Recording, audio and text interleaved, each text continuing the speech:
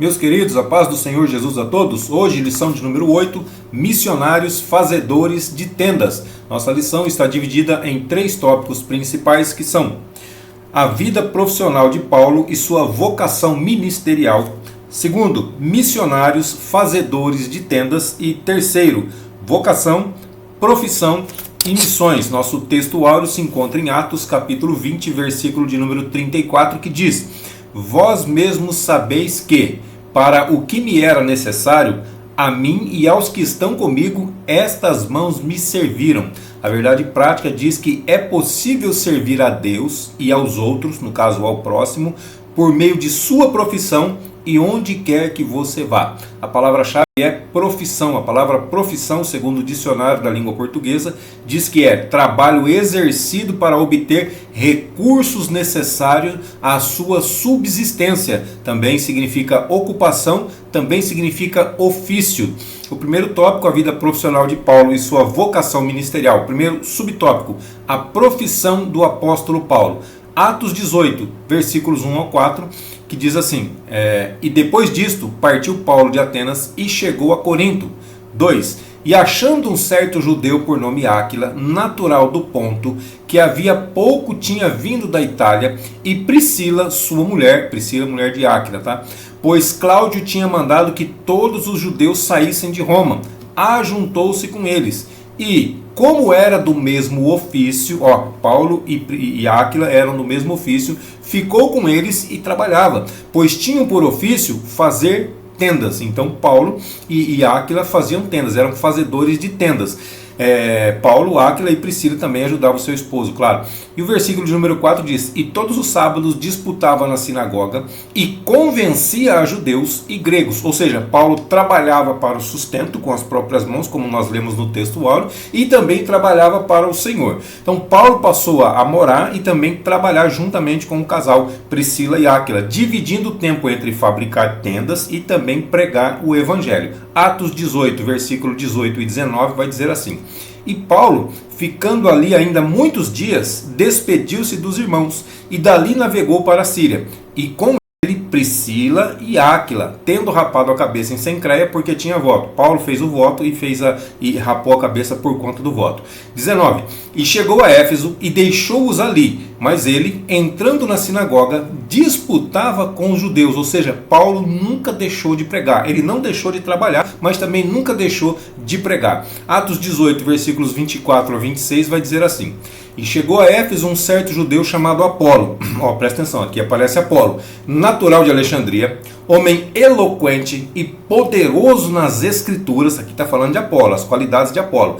Este era instruído no caminho do Senhor e fervoroso de espírito, falava e ensinava diligentemente as coisas do Senhor, mas, olha só, tem um porém aqui, conhecendo somente o batismo de João.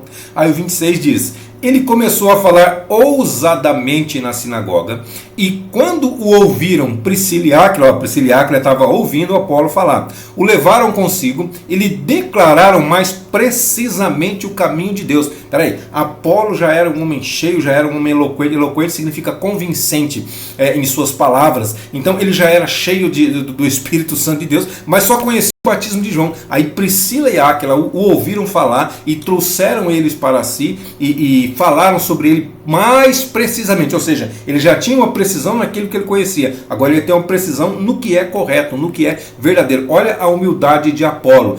Diante de tudo que ele já era, parar para poder ouvir um casal que era até desconhecido, vamos dizer assim. Então ele ouviu, ele deu atenção a isso daí e compreendeu melhor o caminho do Senhor. Romanos 16, versículos de 3 a 5 vai dizer assim, Paulo dizendo na saudação dele: Saudai a Priscila e Áquila, meus cooperadores em Cristo Jesus.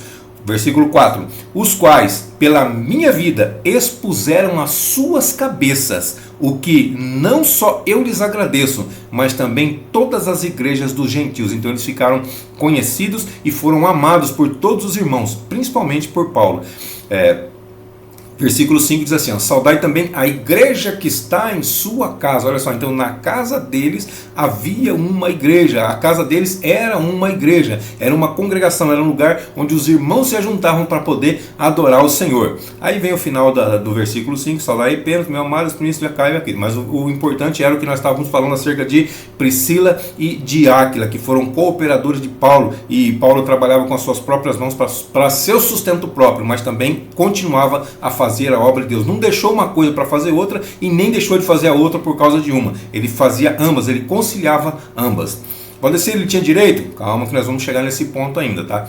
Versículo, segundo subtópico, como o apóstolo Paulo conjugava a vida profissional e ministerial? Então vamos lá. Embora tivesse direito de ser sustentado pelas igrejas que ele plantava, o apóstolo Paulo trabalhou em seu ofício para ganhar o pão de cada dia. Tinha direito? Tinha todo direito, mas daqui a pouquinho a gente vai ver alguns versículos falando sobre isso, tá? Tinha todo direito, porém, ele queria dar um exemplo diferente dos demais. Atos 20:34 diz assim, sim, vós mesmos sabeis que para o que me era necessário a mim e aos que estão comigo, estas mãos me serviram. Então aqui é uma repetição do textuário que nós já lemos no princípio da lição. 1 Coríntios capítulo 9, versículo 11 e 12 diz, se nós vos semeamos as coisas espirituais, as coisas dos céus celestiais, será muito que de vós recolhamos as carnais, ou seja, no sentido material, se nós semeamos, se nós pregamos o evangelho, se nós ensinamos as coisas espirituais para você, será que é muito pedir ou recolher de vocês as coisas carnais, no caso aqui as coisas materiais, as coisas para o nosso sustento? Ele está fazendo uma pergunta, será que é muito isso daí? Versículo 12, se outros participam deste poder sobre vós, outros estavam participando, por que não, e mais justamente nós, se os outros participam, por que nós não podemos participar disso daí? Mas nós não usamos desse direito, palavras de Paulo, tá? Nós não usamos desse direito, antes suportamos tudo, para não pormos impedimento algum ao evangelho de Cristo, porque alguém poderia criticar, alguém poderia dizer que ele estava fazendo por dinheiro, mas para que não houvesse nenhum tipo de impedimento, nenhum tipo de palavra torta, o que ele fez? Trabalhou com as próprias mãos, para que não houvesse de maneira nenhuma, nenhum impedimento, nenhuma falácia contrária. O que é isso aqui? Isso aqui é um exemplo de idoneidade. Paulo era um homem idôneo, ele tinha direito, mas não fazia uso desse direito. Segundo os Coríntios 11:9 também diz assim, ó, porque os irmãos que vieram da Macedônia supriram a minha necessidade. Então, quando Paulo estava num aperto que o serviço dele ou não dava conta de fazer porque estava pregando, ou qualquer problema que surgisse lá a mais, que ele não tinha condições de ser suprido, olha o que acontecia. Quando ele estava num aperto muito grande, os irmãos enviavam socorro, ou seja, as outras igrejas que conheciam Paulo enviavam socorro, mas enviados por Deus, porque Paulo não ficava falando para as pessoas que ele estava com dificuldade, não, negativo. As pessoas movidas por Deus, com o coração movido por Deus, enviavam ofertas para Paulo, de coração livre, de coração aberto, não é porque era obrigado, não é isso daí, não se sentia obrigado por isso e nem ouvia falar que Paulo estava passando necessidade. Eles simplesmente moviam seus corações e faziam e tomavam essa atitude, vou colocar para carregar aqui, e tomavam essa atitude com relação a Paulo. Então, quando ele estava num aperto muito grande, ele recebia socorro da mão dos irmãos das outras igrejas ou das outras cidades. 1 Tessalonicenses 2:9 diz assim, porque bem vos lembrais, irmãos, do nosso trabalho e fadiga, pois trabalhando noite e dia para não sermos pesados a nenhum de vós, vos pregamos o evangelho de Deus. Então, pregava e trabalhava, trabalhava e pregava, não conciliava as duas coisas. É fatigante, é cansativo, mas ele fazia isso para poder dar exemplo e para que não houvesse nenhum impedimento, como nós já vimos em textos aqui anteriores. Segundo as Tessalonicenses, capítulo 3, versículos de 7 a 9, diz, porque vós mesmos sabeis como convém imitar-nos. Outra tradução diz assim, seguir o nosso exemplo. Vocês sabem como tem que seguir o nosso exemplo, pois que não movemos desordenadamente entre vós, ou seja, nós não andamos ociosos ou ociosamente dentre vocês, no meio de vocês, nem de graça, versículo 8, comemos o pão de homem algum, mas com trabalho e com fadiga, trabalhando noite e dia para não sermos pesados a nenhum de vós, versículo 9, não porque não tivéssemos autoridade, outra tradução vai dizer assim, não porque não tivéssemos direito, mas para vos dar em nós mesmos exemplo, ou seja, para que nós sejamos um modelo para nos imitar, para que vocês nos imitem, para que o exemplo para que vocês possam seguir. Então Paulo ele considerava o costume judaico incorporado ao cristianismo, ou seja, os ministros devem receber ajuda financeira daqueles a quem ministram. Os ministros devem receber ajuda daqueles a quem eles ministram. Os ministros ensinam e os que recebem o ensino ajudam financeiramente aqueles que lhes ministram, aqueles que lhes ensinam, aqueles que lhes pregam. 1 Coríntios capítulo 9, versículo 13 e 14 vai dizer assim: não sabeis vós que os que administram o que é sagrado comem do que é do templo? Peraí, eles estão administrando e eles fazem uso também daquilo que está lá.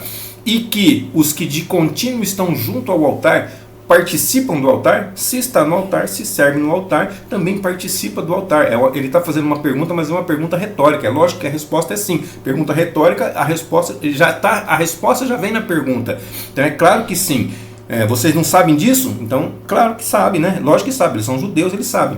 14. Assim ordenou também o Senhor aos que anunciam o Evangelho, que vivam do Evangelho. Então, aqueles que anunciam, que vivam do Evangelho. Paulo, por que você não fazia isso? Para que não houvesse nenhum impedimento, eu não fiz uso desse direito. Gálatas 6,6 diz assim: e o que é instruído na palavra, reparta de todos os seus bens com aquele que o instrui. Peraí. O instruído e o que instruiu. O que instruiu, ele está instruindo coisas espirituais.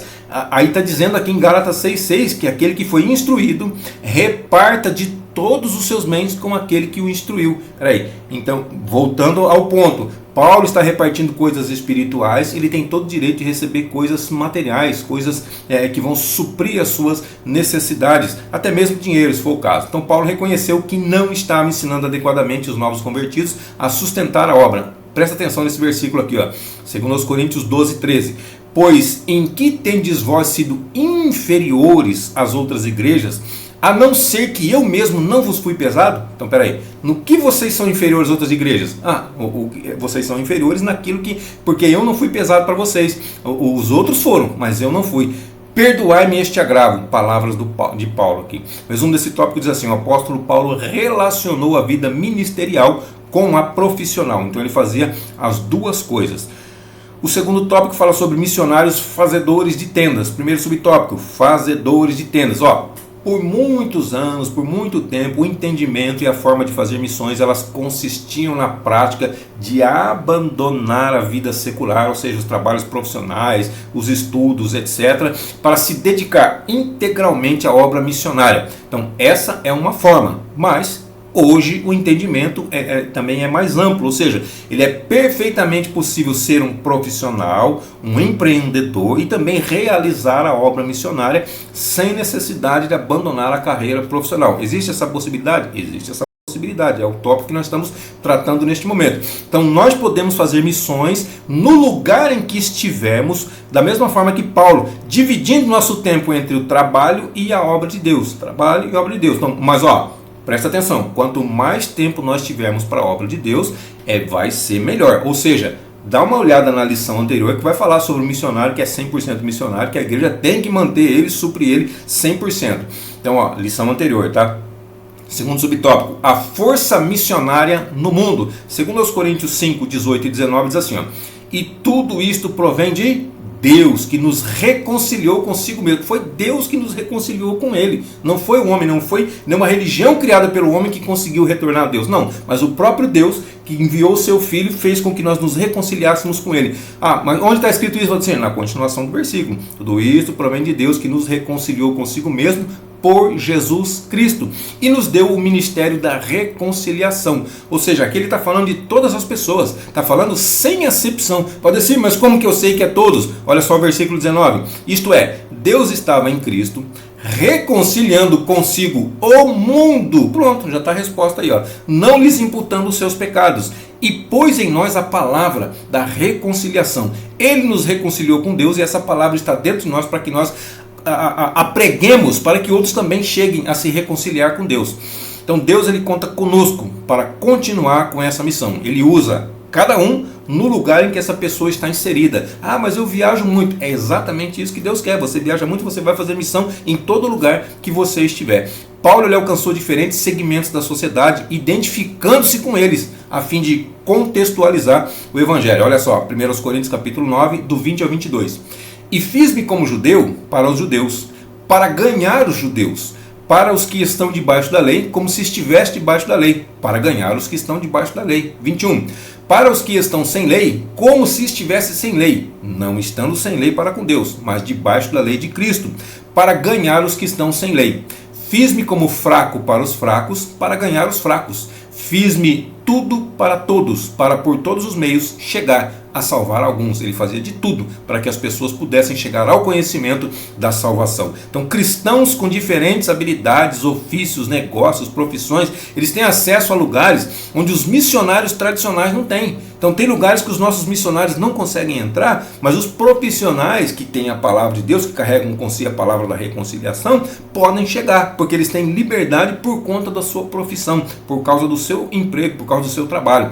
Terceiro subtópico, preparo dos fazedores de tendas. O que é preparo? O dicionário da língua portuguesa diz que é tudo que o indivíduo aprendeu. O preparo também faz parte da cultura, faz parte da instrução. Tudo isso que a pessoa aprendeu faz parte do seu preparo.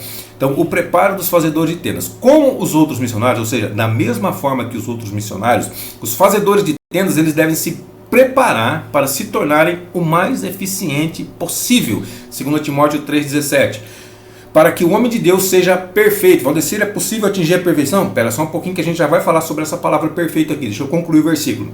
Para que o homem de Deus seja perfeito e perfeitamente instruído para toda a boa obra. Ou seja, o que é perfeito? Perfeito, segundo o dicionário, diz que é em quem não há defeito. Ou seja, defeito o que é? Deformidade, imperfeição, falha. Então, perfeito é aquele que não tem deformidade, que não tem imperfeição, que não tem falha.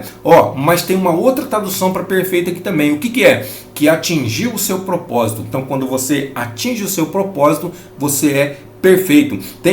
Presta atenção, vamos citar um exemplo aqui. Se você pegar, eu quero um vaso de planta. Esse vaso pode não ser perfeito para outras pessoas, mas este vaso ele vai ficar perfeito aqui na minha área, vai ficar perfeito para mim. Então, para mim ele é perfeito. Por quê? Porque ele atingiu o seu propósito. Outra pessoa pode olhar e falar, mas isso é muito feio. Mas isso aí é muito fraco. Isso aí é muito frágil. Mas para mim ele atingiu a perfeição. Por quê? Porque ele atingiu o seu propósito. Então, isso é ser perfeito. Então, para que o homem de Deus seja perfeito, para que o homem de Deus atinja o seu propósito. Qual que é o seu propósito? Qual que é o meu propósito? A partir do momento que eu atinjo o meu propósito, eu estou sendo perfeito. A partir do momento que você atinge o seu propósito, você está sendo perfeito. Então, existe um crescimento significativo de profissionais missionários ou fazedores de tendas chamados para missões. Eu não conhecia, particularmente não conhecia essa informação, não tinha essa informação. Então, a partir dessa revista que eu adquiri essa informação, esse crescimento significativo de pessoas que trabalham na obra e também trabalham nos seus trabalhos profissionais, trabalhos oficiais, ok? Então, eu não tinha esse conhecimento, mas agora eu estou sabendo e também você está sabendo a partir desse momento. O resumo desse tópico diz que fazedores de tendas é uma expressão missiológica que se refere aos profissionais, ou seja, aos trabalhadores, que também fazem missões. O terceiro tópico fala sobre vocação, profissão e missões. Primeiro subtópico, Deus é quem chama em todo lugar, em todo tempo. É Deus quem chama. Então, quem coloca em nosso coração aquela disposição ou a aptidão, o desejo para executar um determinado ofício é o próprio Deus. Mas agora, quem nos chama também é o próprio Deus. João 15,16. Não me escolhestes vós a mim, mas eu vos escolhi a vós e vos nomeei, dei um nome para vocês, para que vades e deis fruto, e o vosso fruto permaneça, a fim de que tudo quanto em meu nome pedirdes ao Pai, Ele vos conceda.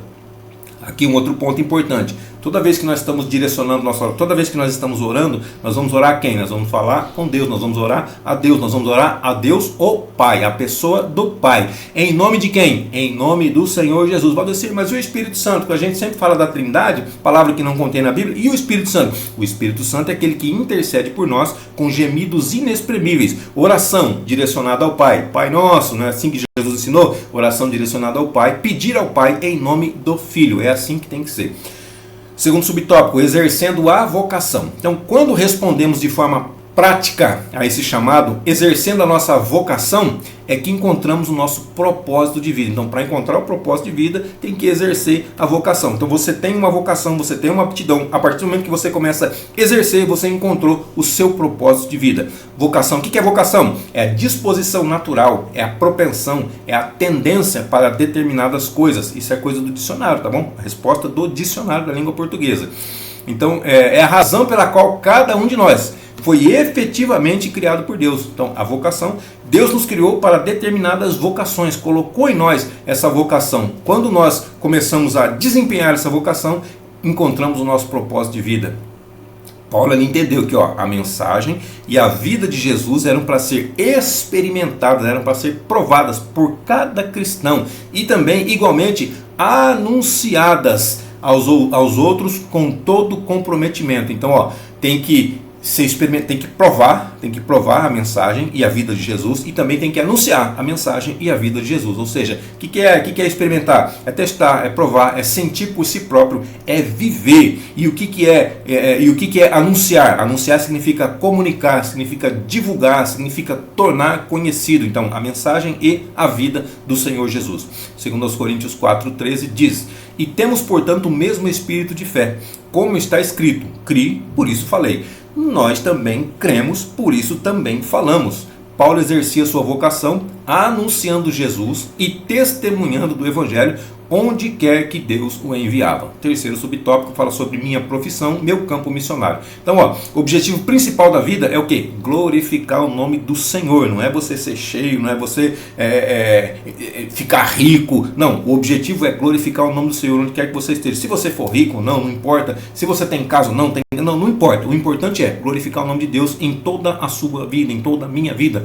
Romanos 16:27. Ao único Deus sábio seja dada glória por Jesus Cristo para todo sempre. Amém. Agora também, irmão, no campo missionário tem lugar para todos. Existem os missionários tradicionais, aqueles que vivem integralmente da obra, conforme a lição anterior, e também os profissionais, que é a lição atual, que conjugam suas habilidades com a obra missionária, o seu trabalho com missões, com a pregação do Evangelho. E o resumo desse tópico diz que Deus chama profissionais para fazerem de suas profissões um campo missionário. E para nós concluirmos a nossa lição, diz assim a conclusão: Deus está chamando cada vez mais profissionais para que levem mensagem de salvação até aos confins da terra. Então não é só os missionários tradicionais, não, missionários profissionais também estão sendo enviados para os confins da terra. Então, presta atenção nisso aqui também, essa informação. Nem todos que se sentem atraídos de fazer tendas, ou seja, que são profissionais, estão qualificados para essa tarefa. Então tem gente que que é fazedor de tenda, que é um profissional, que não tem esse chamado para ir lá fora. Presta atenção, ver se é o seu chamado, porque se não tiver esse chamado, se não for qualificado para essa tarefa, não adianta, tá?